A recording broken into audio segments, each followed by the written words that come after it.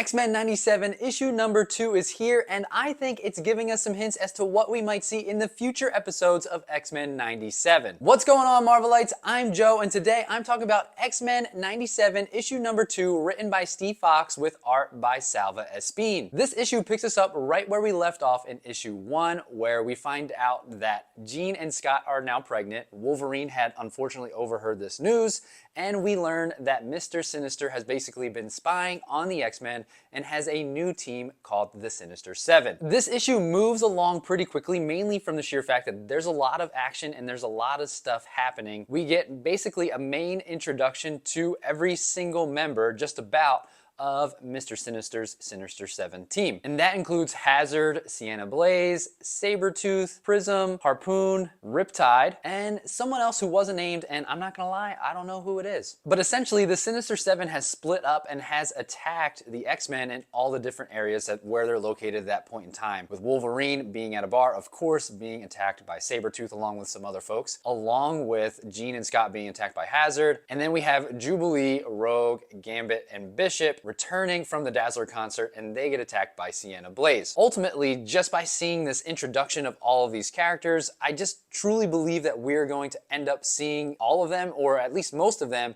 in future episodes of X-Men 97. The other thing that I think we may eventually see in X-Men 97 that we kind of get a glimpse, but it's not overly or blatantly obvious in this issue, and this speculation comes from the Marvel Reader. If you don't follow them on Threads or Instagram, please go ahead and do so. It's totally worth it. That speculation that he proposed is that we're eventually going to see Cyclops leave the X-Men team in X-Men 97, and Storm will eventually take over as leader. The things that I'm gleaning from this issue is that Storm is continuing to act as a leader, where Scott is kind of now entranced in leading this team and trying to replace Xavier, and now he's kind of caught up with Jean being pregnant and being overly protective, which is totally understandable. But we saw Storm go ahead and try to comfort Jean because she could tell that something was wrong with her in the first issue, and now that she also noticed that Wolverine overheard the news and that he left the mansion, and she goes after him to go ahead and comfort. These are all just things of a really good leader, someone that's going to be there for the team and put their needs above hers. Overall, this story is good. Again, it moves very quickly. There's a lot of action in this issue, which I think keeps it exciting. The art also continues to be amazing. There's lots of very bright and poppy colors, and again, I think that just lends back to the 90s theme that they're kind of really leaning into. Overall, I think this issue, it was just like super quick for me, and I don't think it added much to the overarching story, at least for this comic and this little short comic run that we're going to get, besides the introduction of Mr. Sinister's Sinister 7, which obviously we need at some point, but that was, for me,